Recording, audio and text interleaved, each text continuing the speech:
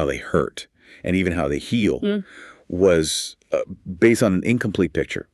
Imagine if there was this hidden, incredibly resilient, yet astonishingly flexible fabric that literally connects everything inside you. A system so fundamental it was once seen as just, well, filler. It's a truly remarkable shift in understanding, isn't it? A huge shift. For centuries, this utterly essential part of our anatomy was largely ignored, often dismissed, and even routinely discarded in medical school dissection labs, just thrown away.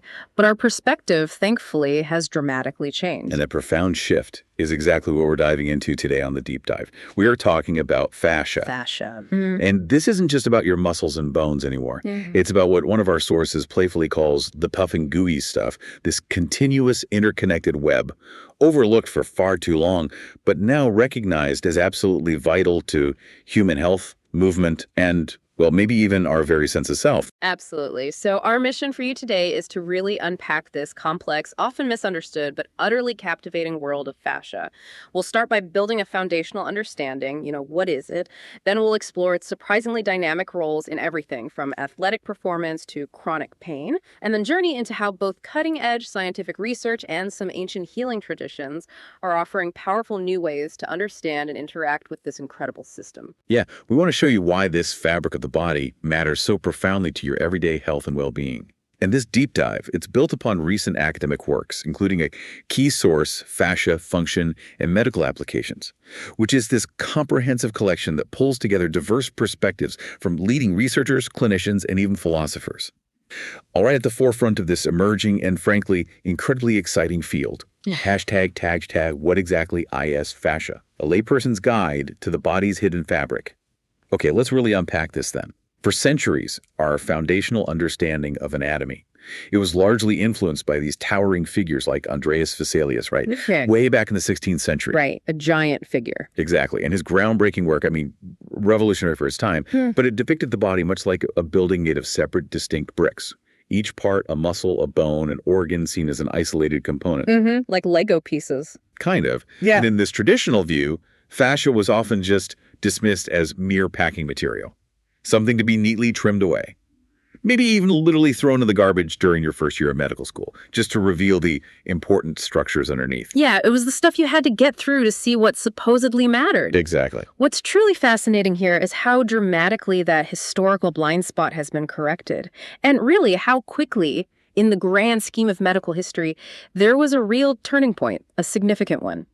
The first International Fascia Research Conference, held at Harvard Medical School back in 2007. Harvard, wow. Yeah. And this wasn't just another academic gathering. It was genuinely a pivotal moment.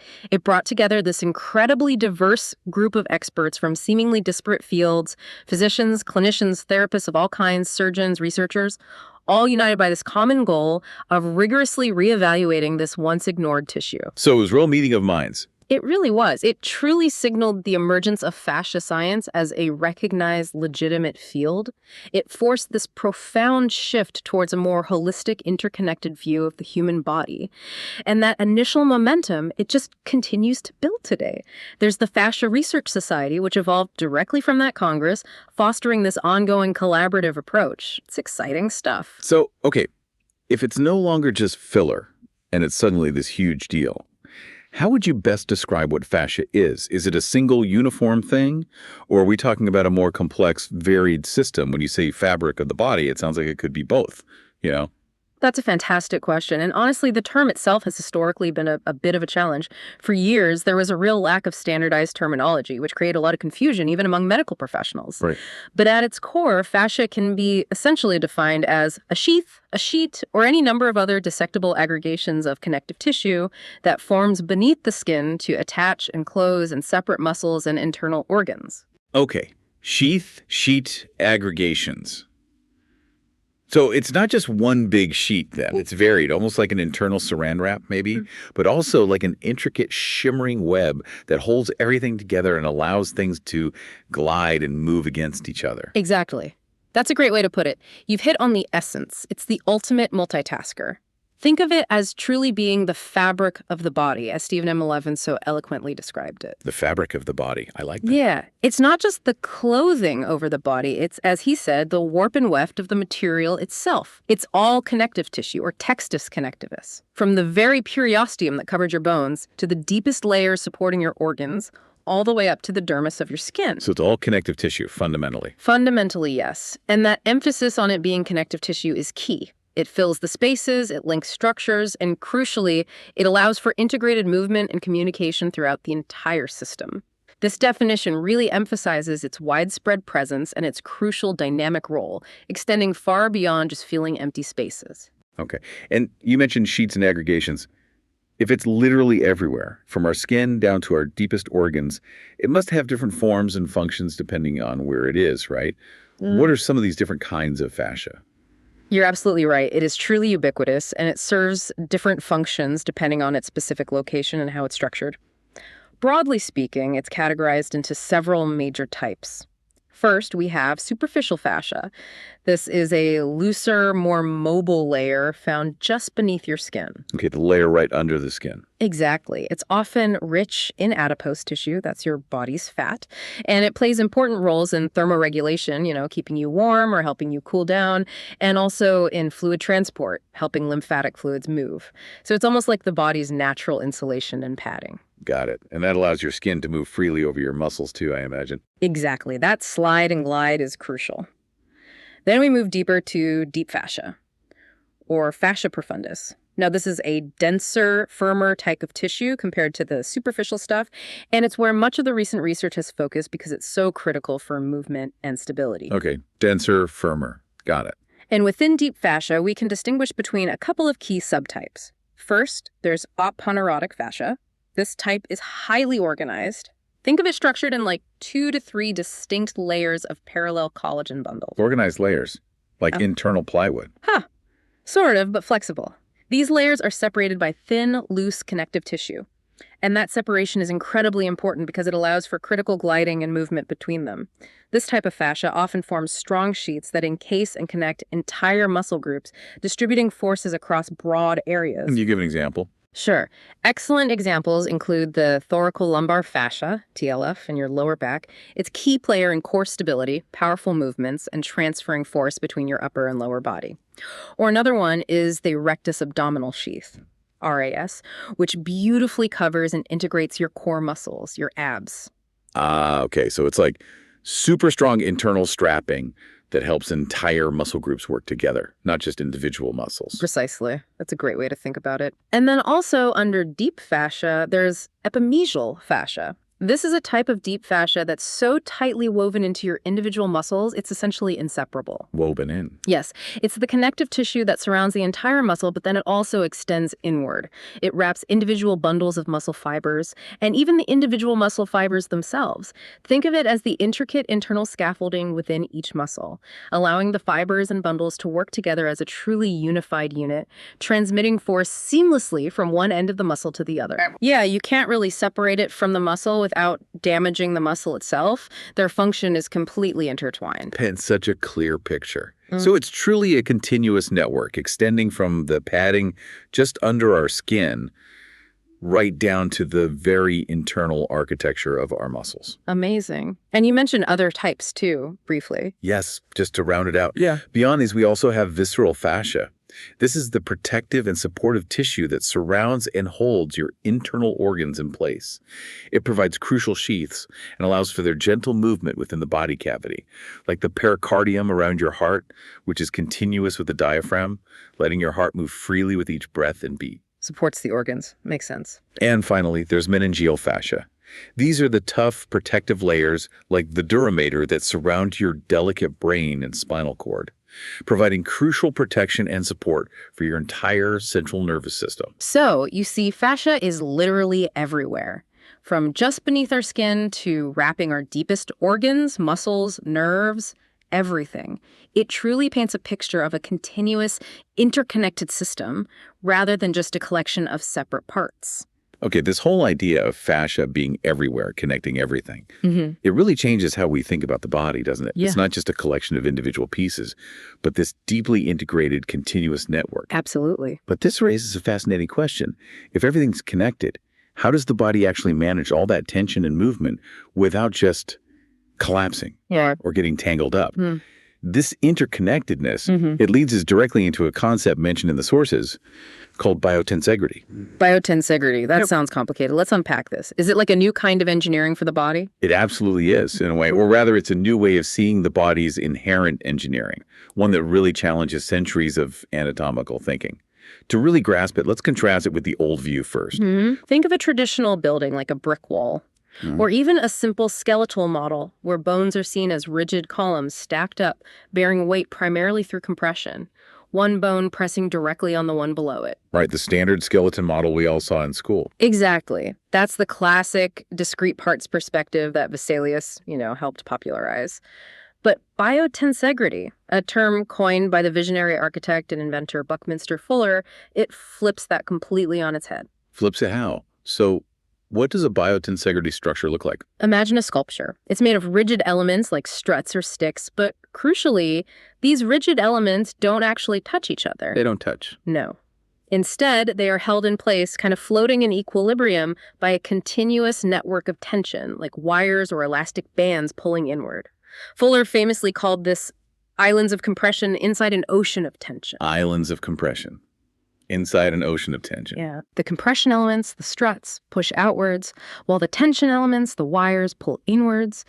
And this creates a self-stabilizing, incredibly resilient yet flexible structure. So, translating that to our bodies. Mm-hmm. The bones are the islands of compression pushing outwards, Mm-hmm. and the fascia and all the soft tissues, muscles, ligaments, tendons are the ocean of tension doing the inward pulling. Exactly. That's the model. They're not just stacking up passively, but working together dynamically to create stability and distribute forces throughout the entire system. Wow. The entire musculoskeletal system can be beautifully seen as this sophisticated biotensegrity system. Your bones provide the outward push, resisting collapse, while the vast force-transmitting myofascial elements, all that continuous fascia and soft tissue provide the inward pull, creating a balanced dynamic stability. So it's much more efficient, maybe. Yes. This model suggests an incredibly energy-efficient force transmission system. It dissipates both internal forces, like muscle contractions, and external forces, like impact from running or jumping, throughout the entire structure, rather than concentrating stress in one vulnerable spot, like a joint. That's a mind-bending shift. So if our bodies truly operate on this islands of compression in an ocean of tension model, how does that fundamentally challenge traditional views of exercise or physical therapy? Like, what might someone be doing wrong if they're only thinking about muscles or bones in isolation? That's a fantastic question because it really does shift everything. If you're only focusing on isolating individual muscles with weights, for instance, you might be missing the bigger picture of how the fascial web coordinates full body movements. Okay. Think about the difference between, say, a power lifter who focuses on brute strength in specific muscle groups by stacking force versus a gymnast or a dancer or someone practicing martial arts. Very different movements. Very different. These individuals are masters of distributing tension and absorbing impact throughout their entire system. Their fascia isn't just supporting their muscles, it's actively participating in every dynamic, fluid movement. So therapy needs to consider the whole network. Exactly. This means that recovery from injury might not just be about strengthening one weak muscle, but about restoring balance and fluid tension across the entire fascial network, allowing force to dissipate efficiently rather than concentrating at a single vulnerable point. This model totally changes how we approach rehabilitation, movement education, even peak performance training. It makes so much sense intuitively. And what's truly fascinating, kind of mind-blowing really, is that living cells themselves, right down to their internal skeletons, their cytoskeletons, are structured like tensegrity systems. It reinforces this fundamental design principle throughout all levels of biological organization. It's tensegrity all the way down. Wow. Okay, so this isn't just about static structure then. It's about communication and dynamic response, right? If the tension changes in one part of this network, how does the body know how to respond? How does the message get through? You're hitting on a crucial point. the dynamic, communicative nature of this system. It's not just structural scaffolding. In a living biotensegrity system, changes in tension and compression aren't just purely mechanical events. They don't just happen in a vacuum. They're remarkably translated into changes in chemistry, metabolism, and even electromagnetic forces within the cells. Translated how? This intricate biological process is called mechanotransduction. Mechanotransduction. Okay. Fancy word, but the concept is key. Mechanical forces get converted into biochemical cellular responses. So if I'm understanding this, it's like our body has a built-in translator, right? Exactly. Every stretch, every compression isn't just a physical event. It's a message that the fascia translates into a chemical signal that tells our cells what to do. Even activating specific genes, that's incredible. Exactly. Think of it as a constant silent conversation happening between your physical movements and your cellular biology, nonstop. It's why consistent movement and healthy tissue habits aren't just about building muscle or bone density. It's about constantly sending vital updates to your cells, influencing everything from inflammatory responses to cellular repair and even how your tissues adapt and remodel over time. So our cells are listening to our movements. Constantly. Your cells are not passive bystanders. They're constantly receiving and responding to the physical world around them, to every subtle stretch, every compression, right down to the microscopic level, influencing their function and even their identity over time. And as we consider this deep, interconnected system, our sources suggest that its story actually begins incredibly early, like even before we're born. Can you explain how fascia forms this sort of foundational blueprint of our very being? Indeed. From an embryological perspective, the story of fascia begins remarkably early in human development. It's like the first foundational sketch of what you will eventually become. Fascia originates from the mesoderm, which is one of the primary germ layers in the embryo, specifically from a part called the mesenchyme. Mesenchyme. And this emerges as early as the third week of human development. That's very early on. This meso isn't just a middle layer. It's considered a foundational inner tissue. The Germans call it Innengewebe. Inner tissue. Yeah, because unlike other tissues that form distinct boundaries, like skin or the lining of your gut, the mesenchyme is characterized by its interstitial space between the cells. This space is filled with the extracellular matrix, or ECM, that dynamic network of fluids, fibers, proteins, and other molecules we talked about. Okay, so it's the space between the cells that's key here.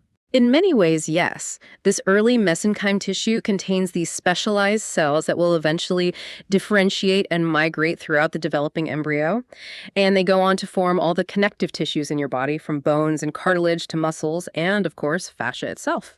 That's a truly profound idea, that our fundamental structure comes not just from distinct cells packed together, but from the dynamic space between them, filled with this complex matrix. What are the broader implications of understanding ourselves this way, beyond just anatomy? Yes. Concepts like fascia, connective tissue, matrix, inner space, they're essentially congruent. They describe the same underlying reality of how our body organizes itself. It implies that fascia literally forms the fundamental matrix, the very fabric of our body's organization from our earliest beginnings. It's the medium through which cells interact, connect, and even separate. It embodies the principles of biotensegrity, that pulling together and pushing apart, even at the cellular level during development. So this perspective reveals fascia not just as a structural component, but as the foundational organizational principle of the body, allowing for all the dynamic interactions and connections that shape our form and function throughout life. And this brings us to a really thought-provoking, almost poetic idea from the source material, something that connects fascia to something much more profound than just mechanics. Oh, yes. Dr. Andrew Taylor Still, the visionary founder of osteopathy, described fascia in a very non-scientific, perhaps, but profoundly intuitive way. He said, "The soul of man, with all the streams of pure living water, seems to dwell in the fascia of his body." Beautifully put. It really is. That's a truly profound, almost poetic idea from Dr. Still. How do modern scientists, with their emphasis on measurable data, reconcile such a philosophical concept with the physical reality of fascia? Is there a way the science is beginning to bridge that intuitive wisdom? That's a brilliant question, and it's where the conversation about fascia truly becomes holistic, I think. While Dr. Still's words were indeed poetic and certainly predated modern scientific methods, the emerging understanding of fascia's incredible innervation, all those nerve endings we'll talk about, and its role in interoception. proprioception. Yes, our sense of the internal state of our body. This actually provides a potential scientific basis, or at least a parallel, for his intuition. If fascia is constantly sending signals to our brain about our internal condition, our warmth, our tension, our sense of effort, our comfort or discomfort, it's providing the very raw data for our lived experience, for how we feel inside our own skin, inside our bodies. Ah, so it's the physical basis for our inner feeling state. Exactly. So while we can't literally dissect the soul in a lab, we can acknowledge that fascia creates the very physical landscape upon which our inner experience is built. This raises that important question about how our physical and emotional selves are so deeply intertwined.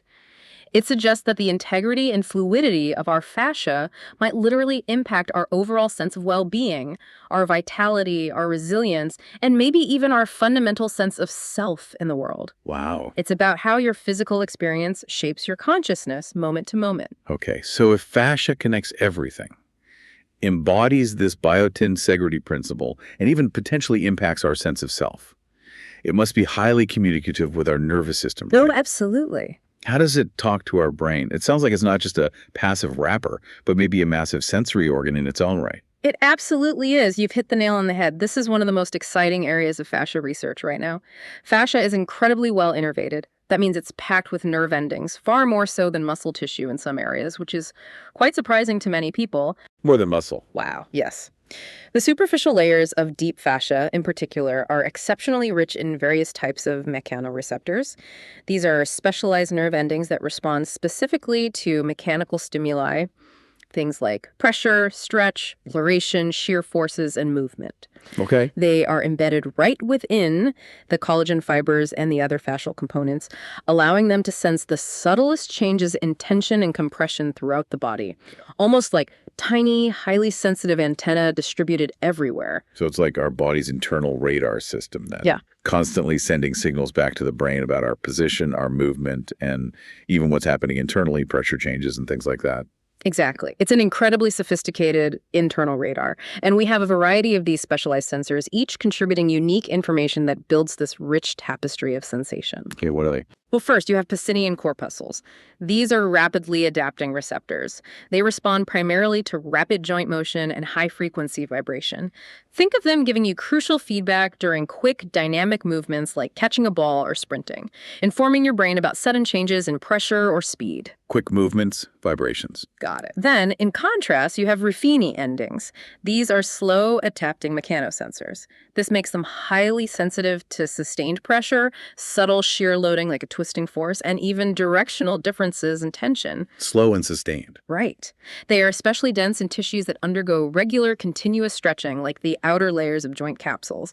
They contribute significantly to your continuous, conscious sense of body position and joint angle, allowing for fluid, controlled movements, your proprioception. Okay, proprioception, our sense of where we are. Mm-hmm.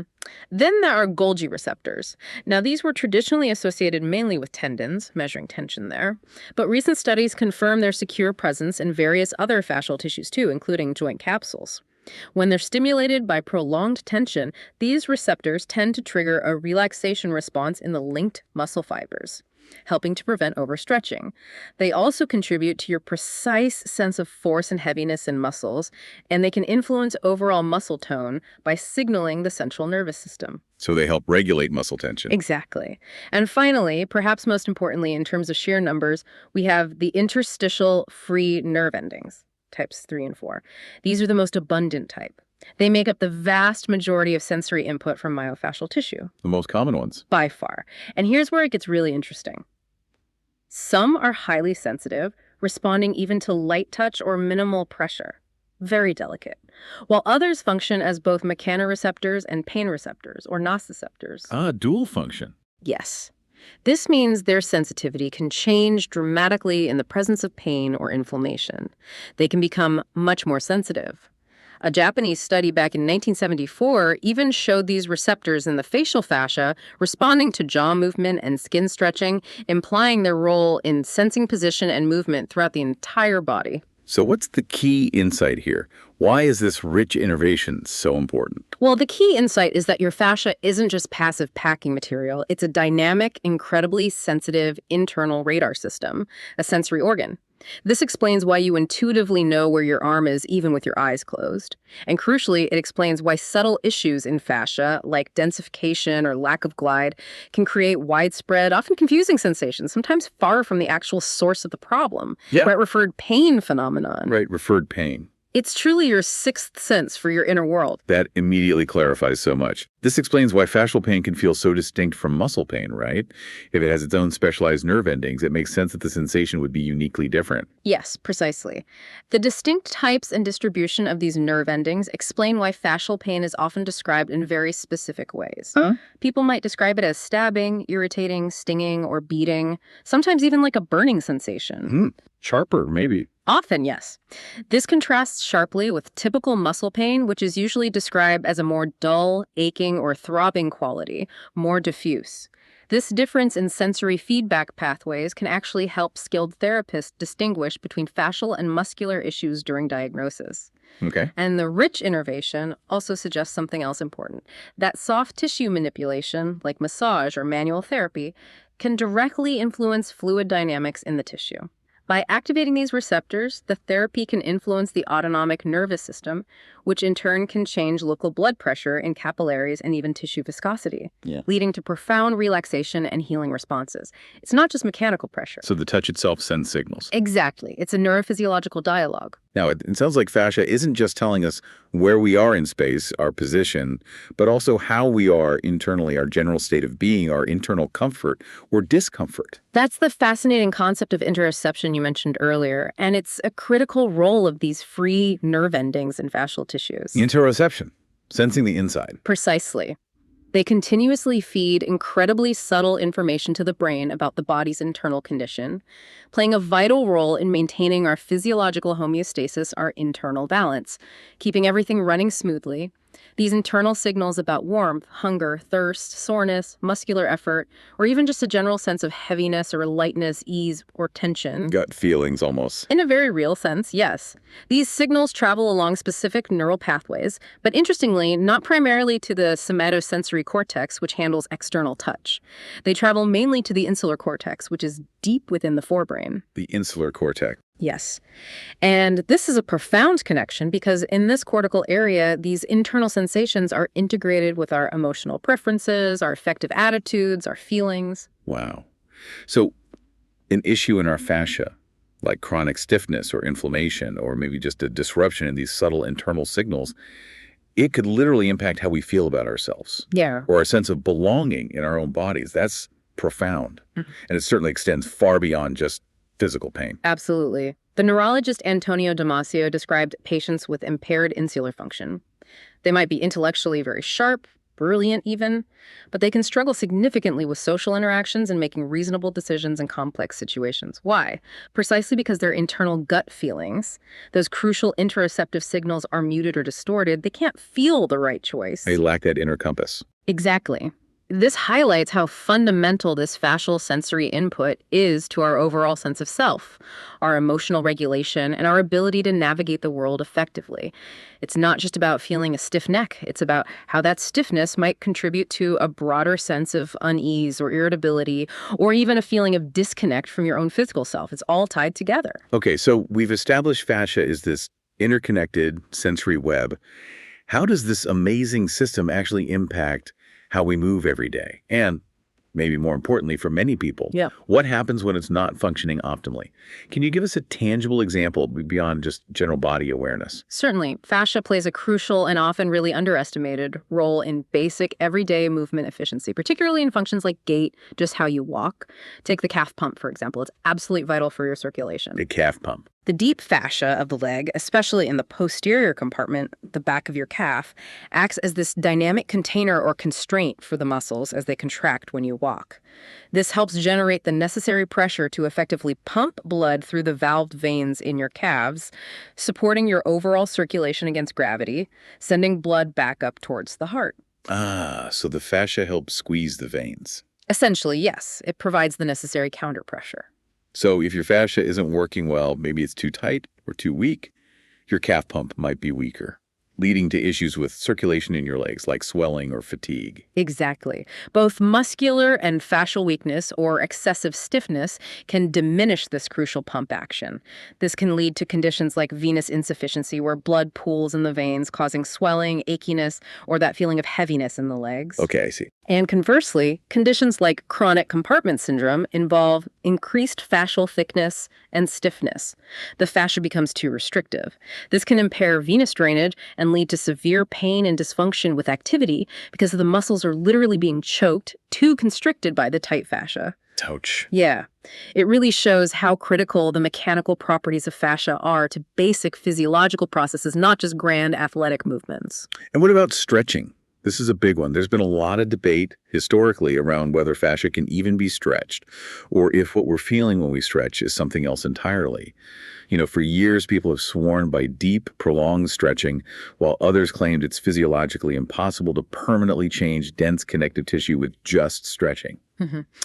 This raises an important question, and it's definitely an area where our understanding has significantly evolved. The traditional gel-to-sol model, which was popularized by Ida Rolf, suggested that connective tissue could become softer or more fluid, change its state through the application of heat and sustained mechanical pressure, like gelatin warming up or butter softening. This thixotropy was thought to be the primary mechanism for the therapeutic release people felt. Right, the melting feeling. Kind of. Now, while it's true that long-term sustained stress can indeed induce some viscoelastic changes in fascia, it does adapt over time. And collagen, while incredibly strong, is technically ductile, meaning it will slowly deform under extreme force rather than breaking like glass. Critical research indicates that typical manual therapy forces, while they can feel significant, are often not strong enough for permanent gross deformation or lengthening of truly dense fascia in a single session. You're not permanently stretching the collagen fibers themselves in that moment. Okay, so if you can't permanently stretch it in a moment like taffy, why do these therapies feel so effective? Why do we feel more mobile afterward? What's actually happening? That's the nuance, and it's crucial. This doesn't mean no change occurs. Far from it.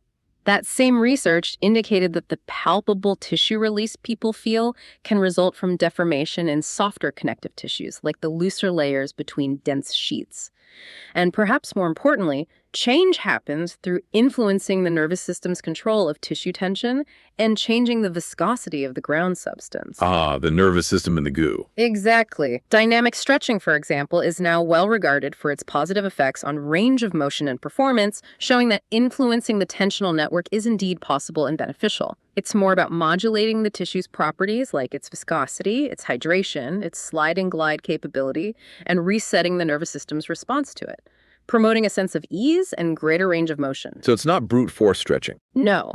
The goal isn't necessarily to permanently lengthen the actual collagen fibers, but to improve how they glide relative to each other, reduce stiffness in the ground substance between them, and reset the nervous system's perception of safe movement range and tension. It's much smarter than just pulling harder. Okay, that makes more sense. Now, when things do go wrong in this intricate system, what does that look like in the fascial system itself? What are some of the pathophysiological consequences that lead to pain and dysfunction? Well, fascial dysfunction is increasingly being linked to a really wide variety of chronic pain syndromes. It's a hot area of research. For instance, studies using imaging like ultrasound have shown measurable variations in deep fascia thickness in people suffering from chronic low back pain or chronic neck pain, indicating a definite structural change compared to pain-free individuals. So the fascia actually looks different. It can, yes. And beyond just structural alterations like thickening, we also observe things like the ingrowth of new pain-sensing nerve fibers and inflammatory reactions happening within the loose connective tissue layers of deep fascia. This has been seen in conditions like patellofemoral pain syndrome, showing active pathological processes occurring right in the fascia. Inflammation and new nerves. Wow. Conversely, sometimes it's the opposite. A loss of nerve fibers in the thoracolumbar fascia has also been reported in some patients with chronic low back pain. So it's complex. It shows this varied interplay of innervation changes, inflammation, and structural changes in different fascial pathologies. And you mentioned nerve entrapment earlier, which sounds incredibly painful. How does fascia play into that specifically? Can it squeeze nerves? It absolutely can. The fascial layers surrounding nerves, specifically the epineurium, which is the outermost layer, and the perineurium, which wraps bundles of nerve fibers, are incredibly crucial. They provide cushioning, structural support, and most importantly, they allow nerves to glide smoothly and freely within their surrounding tissues as you move your body. Nerves need to slide. They need to slide. Okay. If these delicate fascial layers become altered, perhaps they get thickened by inflammation or scarred down after an injury, or if they lose their ability to glide freely due to chronic tension in surrounding muscles, they can literally interfere with nerve physiology. They can compress the nerve or restrict its movement. And that causes pain. Yes, it can lead to what's known as nerve trunk pain. This might feel like local tenderness directly along the nerve pathway, or it can manifest as that more diffuse, often confusing doorbell effect, where touching or pressing one area causes symptoms like pain, numbness, or tingling far away from the point of contact along the nerve's distribution. The doorbell effect. I think I felt that. It's quite common. It highlights the fascial system's direct and profound impact on neurological health and our experience of pain. It's not always just the nerve itself. Sometimes it's the fascial environment around it. Okay. So what about that calming feeling of stiffness and soreness after a hard workout? Sometimes it feels like you're bound up. Is that also fascia-related beyond just tired muscles? In large part, yes, absolutely. While we often instinctively blame lactic acid for that post-workout stiffness or DOMS, delayed onset muscle soreness, altered viscosity of hyaluronan, HA, in the fascial ground substance plays a very significant role. Hyaluronan. That sounds familiar. Isn't that used in cosmetics? It is. It's a type of glycosaminococan, or GAG, basically a long sugar molecule that attracts and holds water incredibly well. In our fascia, HA provides the essential viscoelasticity, the slipperiness needed for muscles, tendons, and fascial layers to move and glide smoothly against one another. Think of it as the body's natural high-performance lubricant. The body's lubricant. Now, when HA molecules start to aggregate or clump together, maybe due to factors like microinjury from exercise, prolonged immobility, dehydration, or even changes in local tissue pH, when they aggregate, it increases the viscosity of the interstitial fluid.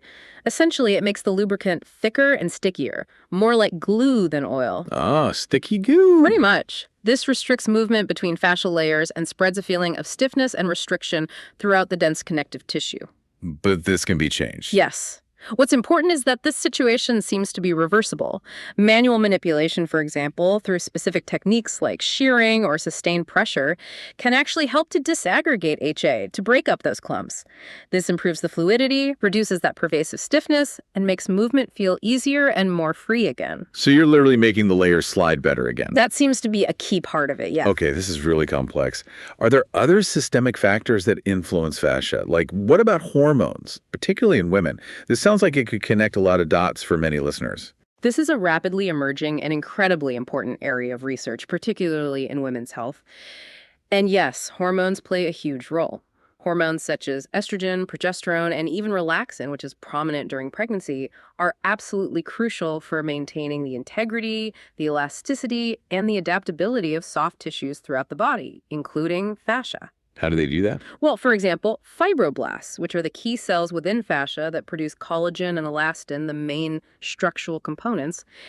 These fibroblasts have receptors for these very hormones. So the cells are listening for hormone signals. Exactly. This means fascia isn't just a passive structure. It's a dynamic, hormonally responsive system that literally changes its properties based on your body's endocrine environment. So changes in hormone levels, like during different life stages, the menstrual cycle, pregnancy, menopause, or even with certain medications, can literally change the fabric of the body, making it stiffer or more lax, more resilient, or maybe more vulnerable. Absolutely. We see clear, compelling evidence of this.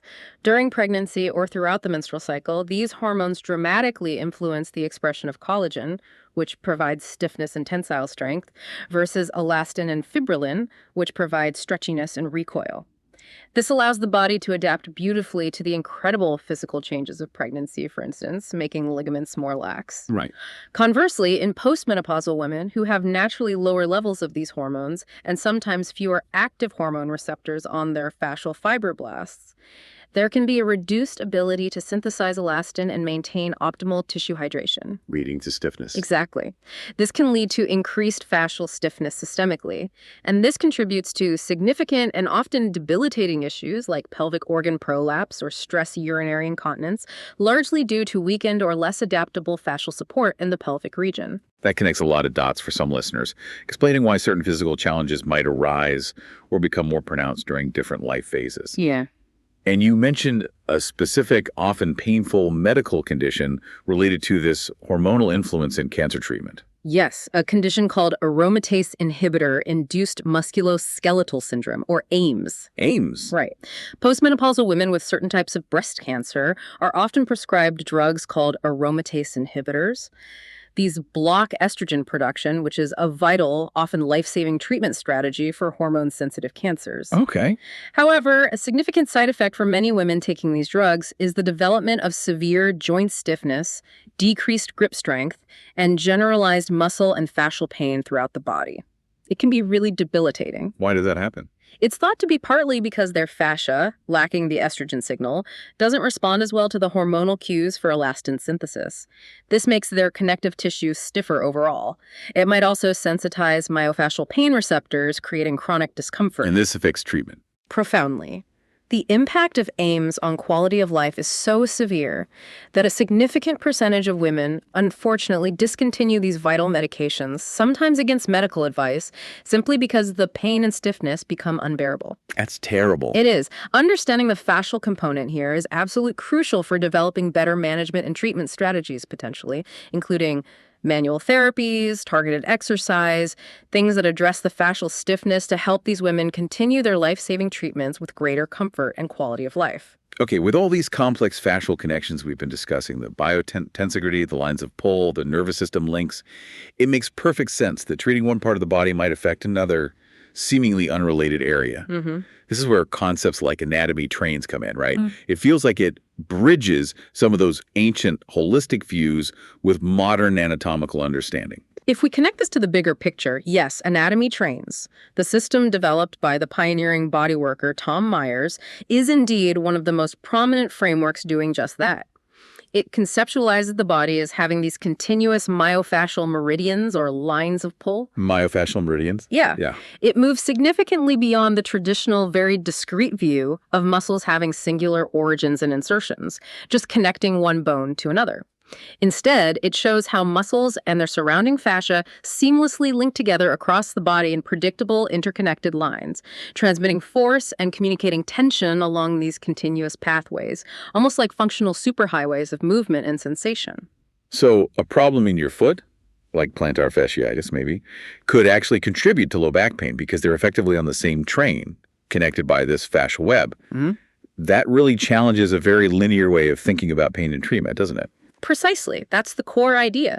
The system illustrates, for example, how the deeper fibers of your hamstring blend with the bone, sure, but the more superficial fibers can continue directly into the sacrotuberous ligament in your pelvis, which then connects functionally to the erector spinae muscles running up your back. It's a continuous fascial line. Wow, okay. So if the fiber directions align, they can effectively transfer force or tension or restriction along these lines, meaning a restriction or imbalance in one part of that chain, say tightness in the hamstrings, can indeed create tension or dysfunction that manifests as low back pain or even neck stiffness further up the line because the entire line is affected compensatorily. It's a domino effect. In a way, yes, it's a truly holistic way of looking at posture, movement, how tension propagates, and how compensatory patterns arise throughout the entire body.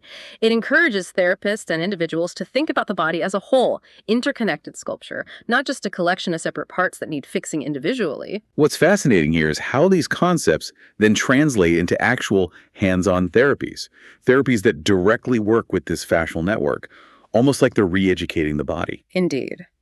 And one of the foundational therapies built on this holistic understanding is structural integration, often more popularly known by the trademark name Rolfing. It was developed by the biochemist Dr. Ida P. Rolf, starting way back in the 1940s. Rolfing, I've heard of that. It has a reputation for being intense. It can be, but the intensity isn't the main point. It's a principles-driven approach, typically delivered as a systematic 10-session series. And it cleverly combines precise, specific manual therapy with guided movement and what they call embodiment exploration, getting you to feel your body differently. So it's definitely not just a deep tissue massage where someone just digs into your knots then. How is it fundamentally different? No, it's far more comprehensive and nuanced than that. While it often involves specific, sometimes deep manual touch, the core purpose is quite different. It aims to address deeply held patterns of postural strain, chronic movement limitations, and persistent pain by working to update the nervous system's feedback loops, how your brain perceives and controls your body. Updating the nervous system. Okay. Practitioners use slow, specific touch concurrently with client movement, asking you to make small movements while they work. This helps you integrate what you feel from the external touch with your internal sensations of movement and body position.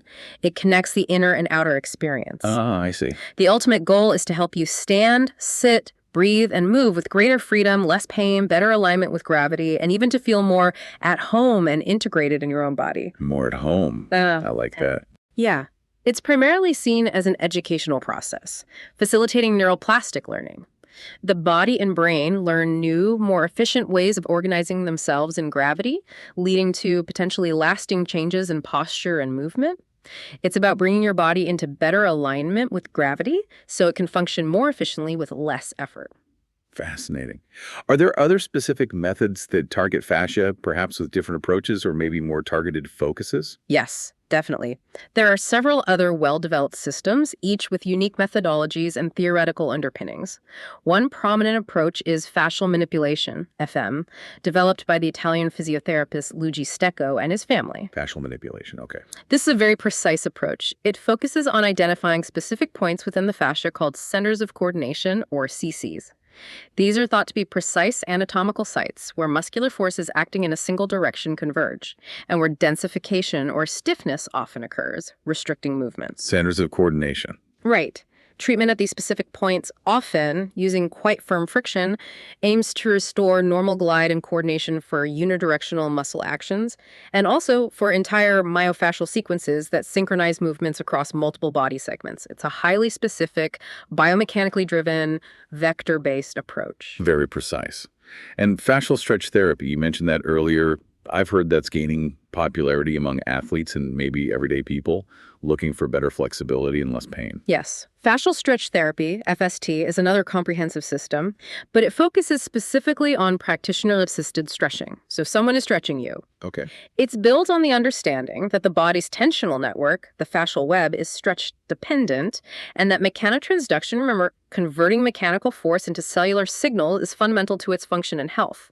FST combines specific manual stretches, often incorporating traction and oscillating movements, with your own breathing and micro movements. It's interactive. Very much so. It aims to improve range of motion, reduce pain, and enhance overall function, emphasizing a gentle, whole-body approach that aims to decompress joints and lengthen the fascial lines or nets. It's often described as feeling wonderfully freeing and relaxing, quite different from traditional isolated stretching. You even mentioned a really compelling case study earlier about a child with a complex genetic condition where FST made a significant, lasting difference. That really speaks to the potential power of these approaches beyond just everyday aches and pains. Yes, the case of Adog, the child with Soto syndrome, is particularly illustrative of FST's profound potential, even in really complex cases. Remind us what her challenges were. She presented with a whole range of challenges linked to the syndrome: physical overgrowth, severe hypertonia or high muscle tone, especially in her lower body, which led to persistent toe walking. Also, a lack of normal pain reception and significant behavioral challenges linked to developmental issues. A very complex picture. And other therapies hadn't helped much. Right. Despite having undergone reportedly over 450 medical appointments and various therapies, including chiropractic, massage, electroshock therapy, reflexology, acupuncture, osteotherapy, the success had been minimal, especially with the hypertonia and gait. But FST worked. Remarkably well, according to the report. Following FST sessions, she was able to straighten her legs, stand with her heels fully on the ground for the first time, significantly lengthen her stride, and walk heel to toe resolving the toe walking pattern. Wow, that's huge. It really is. It highlighted how fascial work, perhaps by calming the nervous system, reducing the hypertonia, and improving the mechanical freedom of the tissues, can make a lasting positive impact even in multifactorial genetic disorders. It led to a profound improvement in her quality of life, her mobility, and reportedly even her social interactions. Her younger sister even observed she was nicer after stretching, which points to that holistic mind-body impact. That's incredible. Okay, one more therapy area. What about trigger points? That's a term a lot of people are familiar with when it comes to muscle pain and knots. Is that fascial too, and is there still debate around it? Myofascial trigger points. Yes, Yeah. they're definitely part of this conversation. Clinically, they're defined as these highly tender, irritable spots, often palpable as nodules or knots within a taut band of skeletal muscle. And a key characteristic is that they produce referred sensation, meaning the pain, or sometimes tingling or numbness, is felt distant from the actual knot itself, often in a predictable pattern for that specific point. Referred pain again. Exactly. Now, while their exact pathology, what's happening at the cellular level to create them, is still debated and not exhaustively understood, the clinical criteria for identifying them through palpation and patient reporting are actually quite well established and have shown reasonable reliability among trained practitioners. And some people are skeptical about their existence, or at least the ability to feel them reliably. I've heard that criticism. Yes, there have certainly been arguments against them. One critique is the idea of palpatory pareidolia, suggesting practitioners only feel them because they expect to, sort of seeing patterns where none exist. Another argument is that it's impossible to accurately palpate specific muscle structures through overlying skin and fat. Right. However, proponents argue that research does support their clinical identification, and inter-rater reliability among trained practitioners is decent, though not perfect. They also argue that the ability to accurately palpate muscles, bones, organs, and other tissues through the skin is a fundamental skill in many medical disciplines. Think of an ER doctor palpating an abdomen, or a physical therapist locating a specific vertebra. It's not just a subjective belief unique to trigger point therapy. So the debate continues. It does. It highlights the ongoing scientific frontier of understanding these complex pain phenomena and how our perception, both the patients and the practitioners, influences diagnosis and treatment.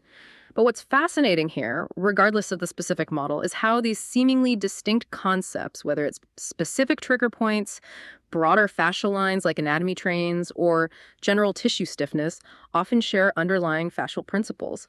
They all point towards the body's intricate interconnectedness and our evolving understanding of it. It must be incredibly difficult to study something as dynamic, interconnected, and, well, subtle as fascia, especially historically. Are new technologies helping us see it better now, helping us understand its role in health and disease in a more objective way, moving beyond just palpation or subjective reports? Definitely. New imaging techniques are truly transforming our ability to visualize fascia and its properties non-invasively. It's finally giving us objective data to correlate with what clinicians feel and patients report. Like what kind of imaging? Well, dynamic ultrasonography, for instance, is huge. It allows clinicians to actually see and evaluate the gliding movement or lack thereof between fascial layers in real time as a person moves or as a therapist applies pressure. You can see the layers sliding. Yes. And this is crucial because restricted gliding or a lack of smooth movement between these layers is often directly associated with pain and dysfunction. Now we can visualize it. Beyond just movement, elastography is another breakthrough, often used in conjunction with ultrasound. It can quantify tissue stiffness, literally mapping out areas of densification in deep fascia that correlate directly with reports of myofascial pain. So you get a stiffness map. Exactly. It provides objective, measurable data for diagnosis and tracking treatment progress that was previously unavailable. Even specialized MRI techniques like T1 MRI are proving invaluable. These can quantify the concentration of specific molecules like glycosaminoglycans, J's, remember hyaluronan, which significantly influence fascia's viscosity, hydration, and overall tissue health. Wow, down to the molecular level. Pretty much. These sophisticated tools are making previously unseen changes visible. It's leading to more precise diagnosis and allowing us to develop and test much more targeted, effective treatment approaches. It's truly like putting on a new pair of glasses to see the body's inner workings. Okay, let's talk about scar tissue. We often hear about scar tissue causing problems after an injury or surgery limiting movement, causing chronic pain. How does fascia impact that process?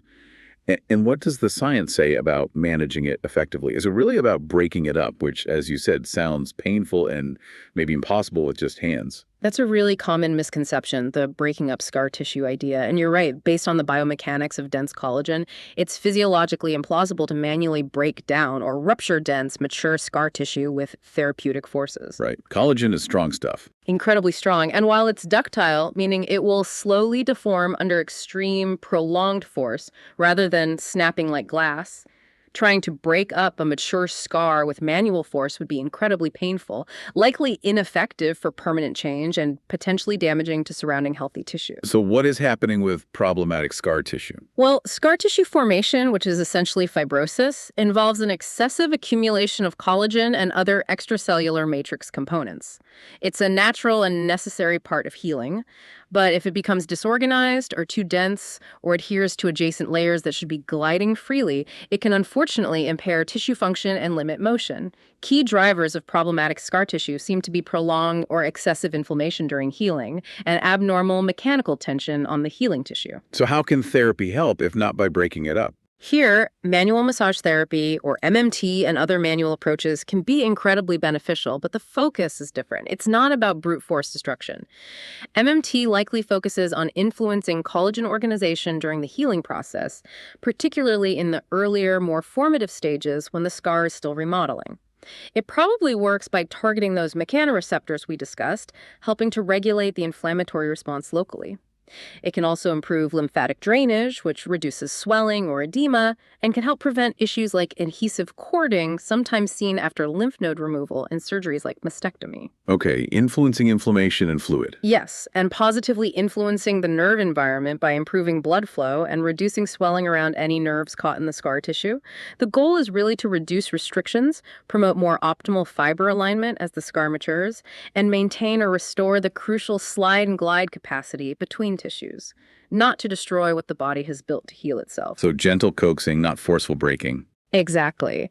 And early intervention, when appropriate, is often key to prevent chronic issues and ensure the scar tissue integrates functionally with the surrounding fascia rather than creating a lasting impairment.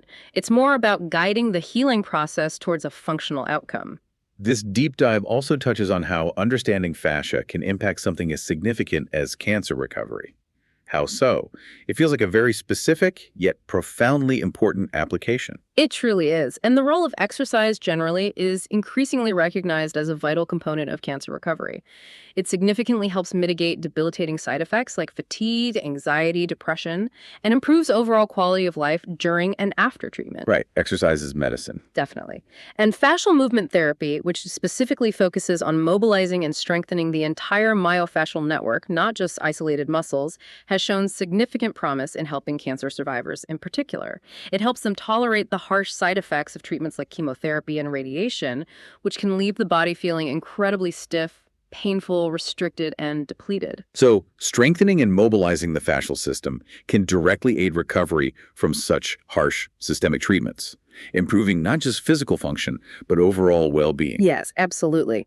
Think about patients recovering from complex surgeries, like mastectomies with tram flap reconstructions, where abdominal tissue, including muscle and fascia, is used to reconstruct the breast.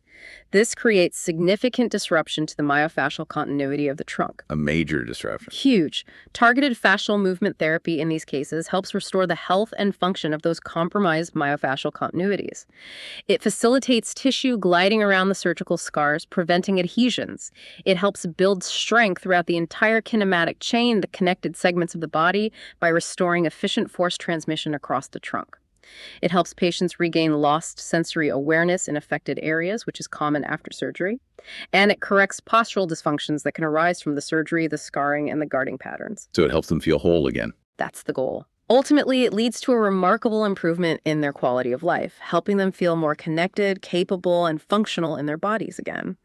One powerful breast cancer case study highlighted in the source material described a patient who maintained a high level of fitness, consciously incorporating fascial work throughout her treatment and recovery. She experienced what was described as a remarkable recovery, reporting feeling stronger than ever, even in her 70s.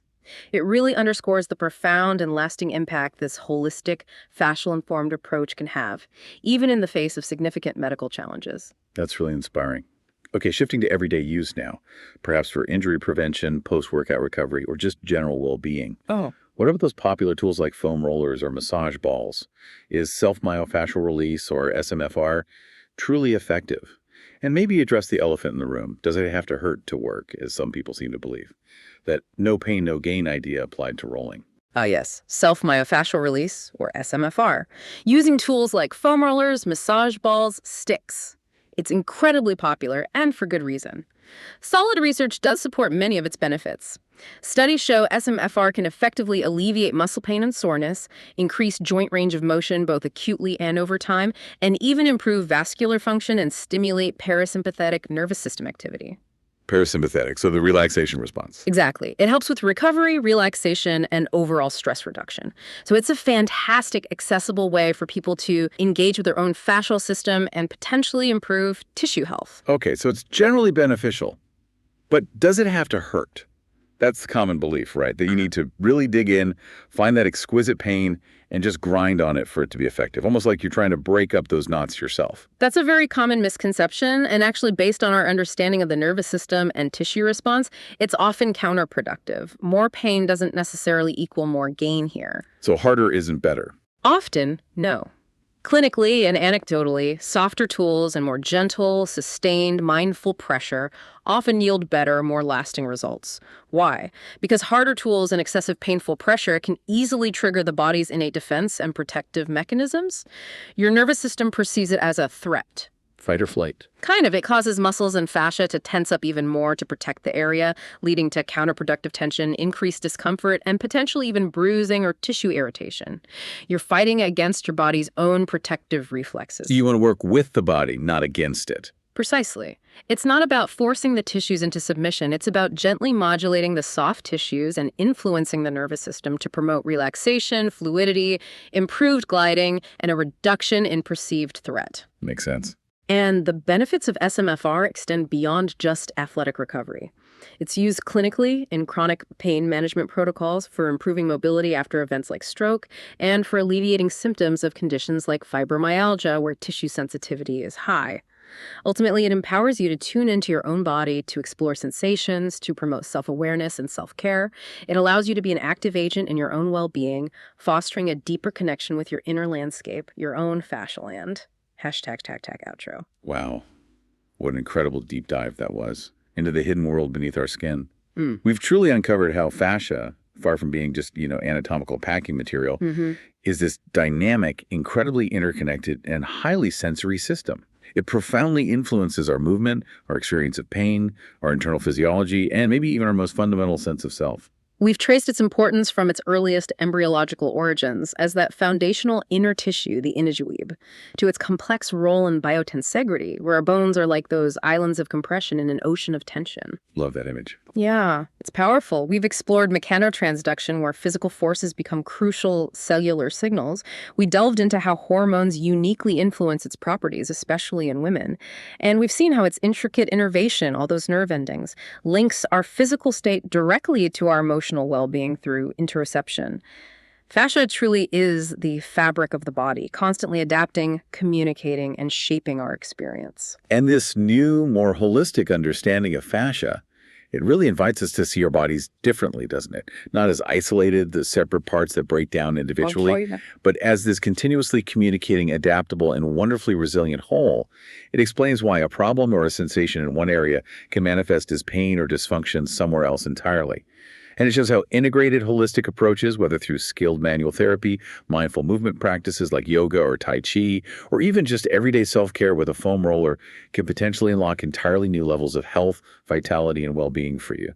And to circle back to that poetic thought from Dr. Still, if our soul, or perhaps our deepest sense of self, could indeed dwell in the fascia of the body, what new possibilities does this profound integration of science and maybe philosophy open up for how you care for yourself, how you move through the world, and how you perceive your own inner landscape? So the provocative thought for you, our listener, is this. Consider how deeply connected your physical state truly is to your emotional and mental self through this fascial web. What does it mean to truly inhabit your own fascia land, as our sources called it, and to listen, really listen to the subtle signals it sends you every single day? We invite you to explore that question for yourself.